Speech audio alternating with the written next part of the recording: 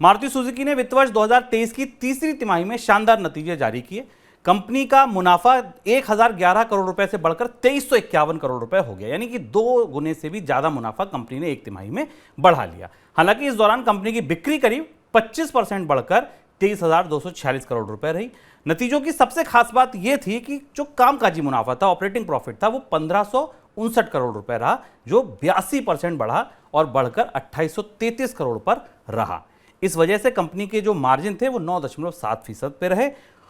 खास बात यह थी कि ये अब तक के ऑल टाइम हाई थे। कंपनी को इतना प्रॉफिट मार्जिन कभी नहीं हुआ, ये बात है। सर, अर्थव्यवस्था में सुस्ती का असर कंपनी के मुनाफे पर क्यों नहीं दिखा?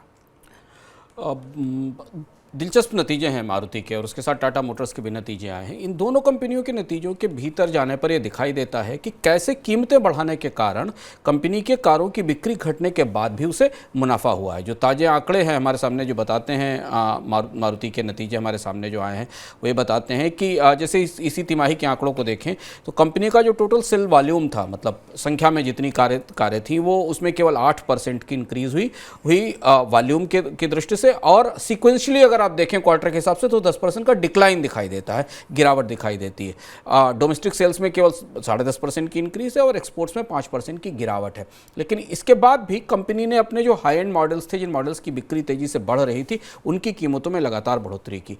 और मारुति ने पिछले 2 साल में लगभग साल में 1 या 2 बार कीमतें ज़रूर बढ़ाई हैं और उसका फ़ायदा हमें कंपनी के रिकॉर्ड नतीजों के मुनाफे के तौर पर दिखाई दे रहा है। और यही बाजार की वो असंगति, वो पैराडॉक्स है कि जब कारें नहीं बिक रही हैं फिर भी कंपनी ने अपने मार्जिन्स को बचाकर रखने के लिए, बेहतर मुनाफे के लिए कीमतें बढ़ाने का सहारा लिया है। और ख़ासतौर से पिछले 1 साल की बिक्री आमतौर पर एसयूवी या महंगे कारों के वर्ग में मौजूद रही है।